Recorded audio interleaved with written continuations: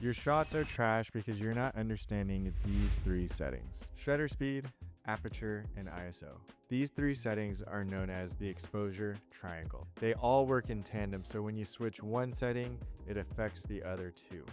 This is episode 4 on the Creator Framework, my new series navigating all the questions and struggles I went through so you don't have to. So first, let's talk about shutter speed. Shutter speed controls motion blur. Slower shutter speeds will create more motion blur.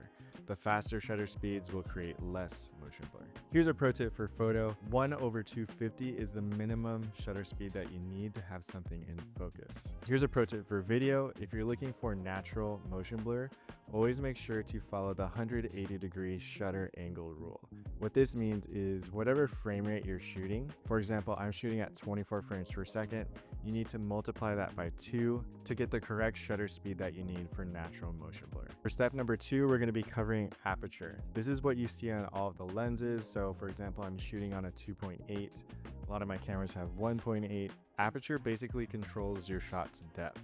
Every lens will show the lowest f-stop that it can go to, indicating how much light will enter the lens itself, leading into the sensor. In other words, this is where you get that blurry background, in which we call bokeh. Here's a pro tip for photo. If you need multiple things in focus, or maybe doing a group shot at a wedding, try to shoot at f4 and higher. The higher you go, the more amount of things that will be in focus. Here's a pro video tip. Every shot does not need to be at 1.8. You don't need bokeh in every single shot.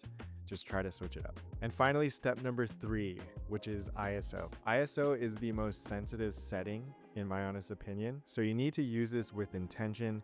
Try not to make it a guessing game, or else your picture or your video is going to be completely scrapped. This is how you use ISO the right way. All you have to do is go to Google, type in your camera name and the specific model, and then add in native ISO. Native ISO is the setting that your camera's sensor performs the best at. So you want to make sure that your camera is always set at this ISO. So in essence, when you already know your camera's native ISO, there's really no guessing. Here's a pro tip for photo. When it's sunny, keep your ISOs as low as possible. I like to keep mine 200 and below. If it's dark, know your camera's maximum ISO before it introduces a lot of grain and noise into your photo. So just remember that these 3 settings all work together like a science. When you master these 3 together, everything else will start to make more sense. In episode 5, we're going to be talking about composition and the reason why some shots just look better than others. I'll see y'all there. Peace.